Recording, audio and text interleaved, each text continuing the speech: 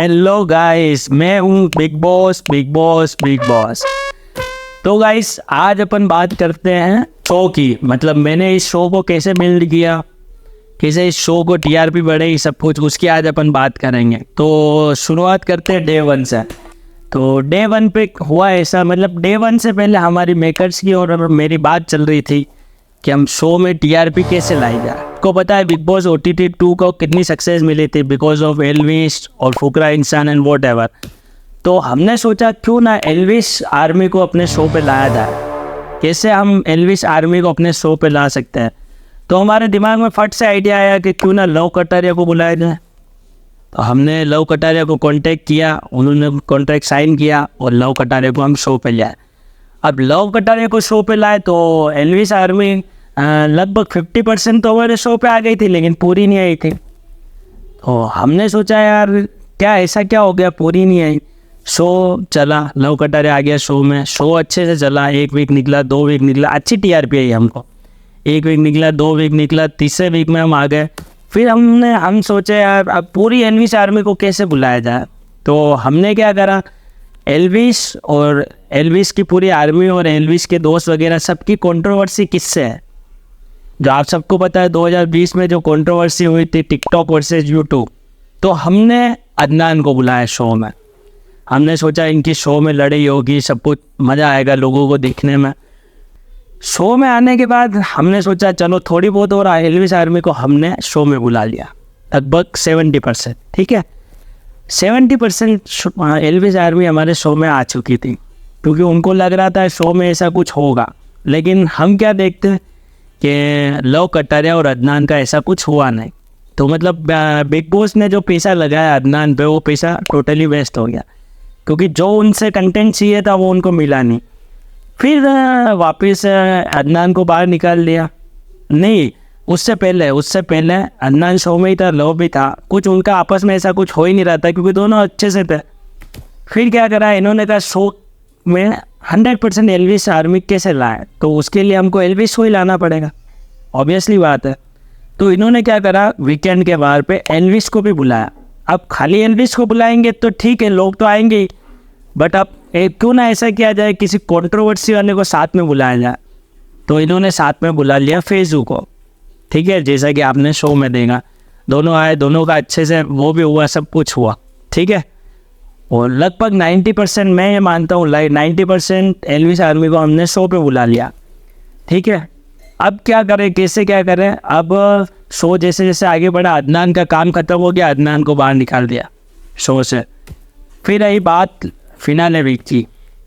अब लास्ट हफ्ता बचा है, मैंने सोचा लास्ट हफ्ता बचा है, क्यों इतने पैसे बर्बाद करना है, लव को इविक कर देता है। क्योंकि हमारा जो मकसद था कि एल्विश आर्मी को शो पे लाना, उसमें हम कामयाब हुए। लगभग हम 90 से 95% एल्विश आर्मी को हमारे शो पे ले आए थे। लेकिन अब क्या ही उखाड़ लेंगे ये लोग। हाँ, अब क्या उखाड़ लेंगे, जब शो पूरा होने आ गया, लास्ट वीक बचा है, लास्ट वीक में क्या ही उखाड़ लेंगे। तो हमने क्या करा, अगर टॉप 5 में लव कटारिया चाहता ऑब्वियसली, अगर लव कटारिया टॉप 5 में जाता तो फिर वोट से तो निकाल पाना मुश्किल होता। मुश्किल क्या, लगभग विनर वही बनता। तो हमने थोड़ी सी चाल खेली हमको, क्योंकि उसको निकालना था, हमको शो में उसको विनर बनाना ही नहीं था, बस हमको तो उसकी जो फैन बेस है उसको यूज़ करना था। तो हमने एक तरकीब लगाई कि यार अब इसको कैसे निकाला जाए। तो फिर हमने मिड वीक एक इनिक्शन किया, मतलब एक क्वेश्चन पूछा जियो सिनेमा पे कि आप किसको नहीं पसंद, उसमें तो अरमान चला गया। फिर हमने सोचा ऐसे भी लव कटारिया नहीं जा रहा है, तो अब क्या किया जाए। तो अब एक ही ऑप्शन है, लव कटारिया को हाउसमेट के वोट से आउट किया जाए, क्योंकि हाउसमेट उसको इतना पसंद नहीं करता।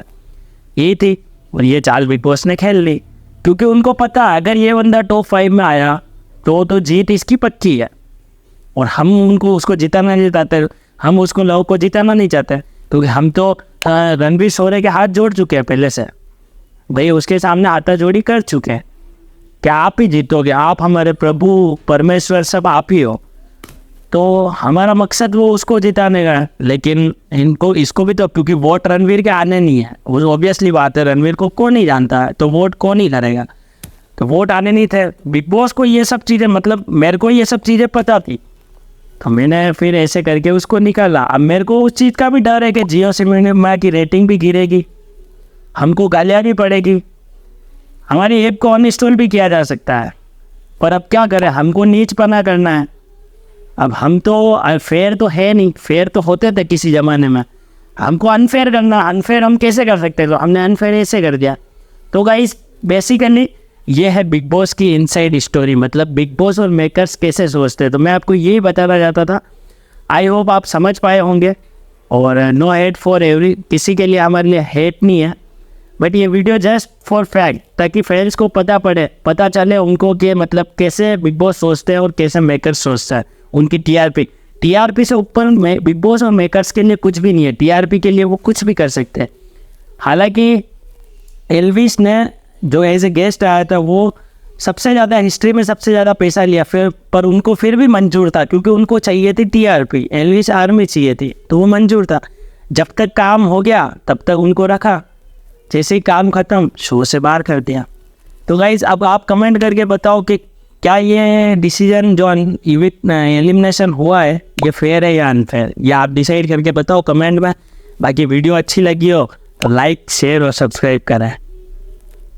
राम राम।